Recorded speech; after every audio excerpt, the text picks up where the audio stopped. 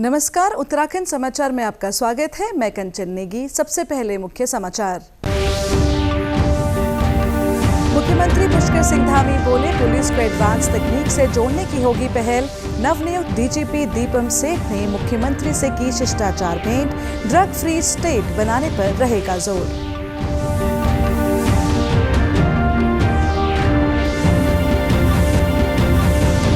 मंत्री रेखा आर्य ने कहा, प्रदेश में राष्ट्रीय खेलों की तैयारियां जोरों पर। जल्द तय होंगी खेलों की तारीख।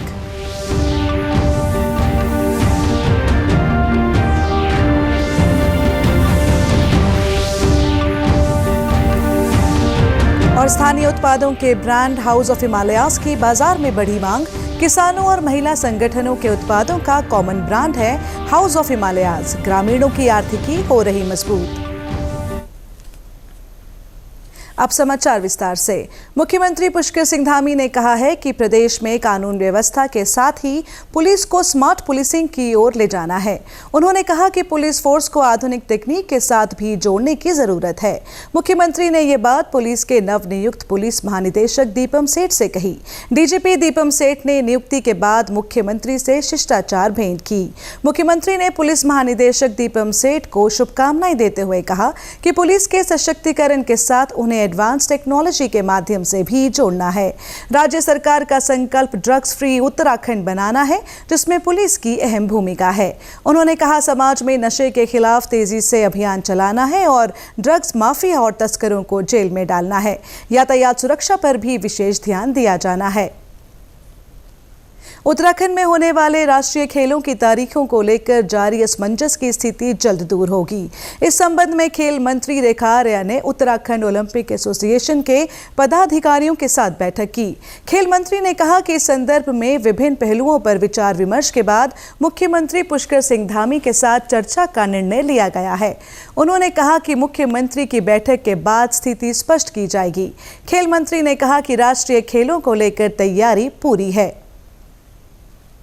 पर उत्तराखंड ओलंपिक एसोसिएशन की ओर से कहा गया है कि केवल एकमात्र कंसर्न है, निर्णय जो है वो सरकार ने करना है। तो निर्णय उस बैठक में ये हुआ कि माननीय मुख्यमंत्री जी के समक्ष ये स्थितियां परिस्थितियां रखी जाएंगी और वे उसमें जिस प्रकार का मार्गदर्शन देंगे वही जो है उत्तराखंड ओलंपिक एसोसिएशन जो है वो भारतीय ओलंपिक एसोसिएशन को अवगत भी कराएंगे और उसी के बाद में जो है सारी स्थितियां जो है वो स्पष्ट होंगी। तो माननीय मुख्यमंत्री जी का समय जो है वो अभी मांगा जा रहा है। बाकी सारी तैयारियां जो है वो अभी तक में जीटीसी की ओर से जो आया है, डीओसीज की तरफ से जो आया है, मैं समझती हूँ कि जितने संसाधन उत्तराखंड में विकसित किए गए हैं उतने संसाधन पूरे देश भर में किसी भी स्टेट में इतने विकसित नहीं है। आपको बता दें कि राज्य में राष्ट्रीय खेल 28 जनवरी से 14 फरवरी तक होने थे, लेकिन चीन में विंटर एशियन गेम्स की वजह से आईओसी ने राज्य सरकार से तिथियों में बदलाव पर सहमति मांगी है। उत्तराखंडी उत्पादों का brand house of Himalayas launching के 1 साल से कम समय में 34 लाख रुपए से अधिक की बिक्री करने में कामयाब रहा है। ग्राम्य विकास विभाग के अधीन हाउस ऑफ हिमालयाज उत्तराखंड के महिला स्वयं सहायता समूहों, किसानों, किसान उत्पादक संगठनों और ग्रामीण उद्यमियों द्वारा बनाए गए उत्पादों का कॉमन ब्रांड है। इसका उद्घाटन प्रधानमंत्री नरेंद्र मोदी के हाथों दिसंबर 2023 में देहरादून में आयोजित ग्लोबल इन्वेस्टर समिट के दौरान हुआ था। बीते 11 महीनों में ही हाउस ऑफ हिमालयाज कुल 34,52,330 रुपए की बिक्री दर्ज करने में कामयाब रहा है। अब हाउस ऑफ हिमालयाज ब्रांड के उत्पाद ऑफलाइन के साथ ही ई-कॉमर्स साइट पर भी मिल रहे हैं। सचिव ग्राम्य विकास राधिका झा के मुताबिक हाउस ऑफ हिमालयाज ग्रामीण आर्थिकी के मामले में गेम चेंजर साबित होने जा रहा है। योजना के तहत अगले 3 साल में कुल बिक्री करोड़ के पार पहुंचाते हुए 5 लाख महिलाओं की वार्षिक आय 1 लाख के पार ले जाते हुए उन्हें लखपति दीदी बनाने का लक्ष्य रखा गया है। वर्तमान में हाउस ऑफ हिमालयाज ब्रांड के तहत 8 श्रेणी में कुल 35 उत्पादों को शामिल किया गया है। राज्य में मौजूदा भू कानून के उल्लंघन से जुड़े मामलों में जिला प्रशासन स्तर से लगातार कार्रवाई की जा रही है। इन कार्रवाई के बीच ऐसी सूचनाएं आ रही हैं कि राज्य से बाहर के लोग जिन्होंने पूर्व में भू कानून का उल्लंघन कर जमीनें खरीदी हैं, वे अब इन जमीनों को राज्य के लोगों को ही बेच रहे हैं। अपर सचिव राजस्व ने ये जानकारी देते हुए स्थानीय लोगों से अपील की है कि ऐसे लोगों से जमीन का सौदा न करें ताकि भविष्य में उन्हें किसी भी तरह का कोई वित्तीय नुकसान न हो। अपर सचिव राजस्व ने स्पष्ट किया है कि यदि राज्य से बाहर के किसी व्यक्ति ने भू कानून उल्लंघन कर राज्य में जमीन खरीदी है तो उन प्रकरण में भू कानून के स्पष्ट प्रावधानों के तहत कार्रवाई की जाएगी। अगर ऐसे व्यक्ति द्वारा बाद में जमीन राज्य के निवासियों को बेच भी दी जाती है तो भी राज्य से बाहर का व्यक्ति भू कानून का उल्लंघन के मामलों में कार्रवाई से बच नहीं सकता। देहरादून स्थित खाद्य संरक्षा एवं औषधि प्रशासन विभाग की लैब को राष्ट्रीय परीक्षण और अंशशोधन प्रयोगशाला प्रत्यायन बोर्ड यानी NABL सर्टिफिकेट मिल गया है। लैब में ड्रग, कॉस्मेटिक और मेडिकल डिवाइस की टेस्टिंग सुविधा है। खाद्य संरक्षा एवं औषधि प्रशासन आयुक्त डॉक्टर आर राजेश कुमार का कहना है कि ये प्रमाण पत्र मिलने के बाद इस लैब से टेस्ट की गई दवाएं और कॉस्मेटिक को विश्व स्तर पर मान्यता मिल जाएगी। उन्होंने कहा कि मुख्यमंत्री पुष्कर सिंह धामी और डॉक्टर धन सिंह रावत के दिशा निर्देशों पर शुरू की गई इस प्रयोगशाला में अब तक 3000 से अधिक नमूनों की जांच की जा चुकी है। उन्होंने बताया कि इसमें ऑनलाइन प्रमाणीकरण की भी सुविधा है। खाद्य संरक्षा एवं औषधि प्रशासन के अपर आयुक्त ताजवीर सिंह जग्गी के अनुसार अब तक इस लैब से मिले औषधि परीक्षण के प्रमाण पत्र की वैधता राष्ट्रीय स्तर पर थी, लेकिन अब NABL द्वारा प्रमाण पत्र मिलने के बाद लैब द्वारा जारी किया गया प्रमाण पत्र वैश्विक स्तर पर मान्य होगा। लैब में औषधि, टैबलेट, खांसी का सिरप और सौंदर्य उत्पादों की जांच की जाती है। प्रदेश में अब तक बारिश और बर्फबारी नहीं हुई है, जिसके कारण सूखी ठंड पड़ रही है। इससे सांस और दिल की बीमारी से जुड़े मरीजों को काफी मुश्किल हो रही है।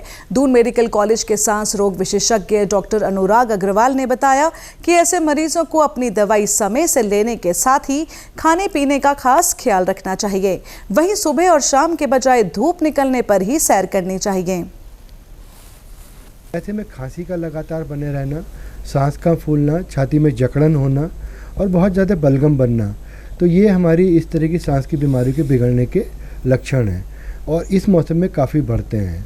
तो आप लोग के माध्यम से मेरी सभी पब्लिक से अपील है कि जो पुराने सांस के मरीज़ हैं वो अपनी दवाइयाँ ना छोड़ें और ऐसे में चूँकि पॉल्यूशन है, अगर आप बहुत धूल धुएँ की जगह पर जा रहे हैं तो मास्क का उचित उपयोग करें और अगर कोई प्रॉब्लम बढ़ती है तो अपने डॉक्टर से ज़रूर संपर्क करें।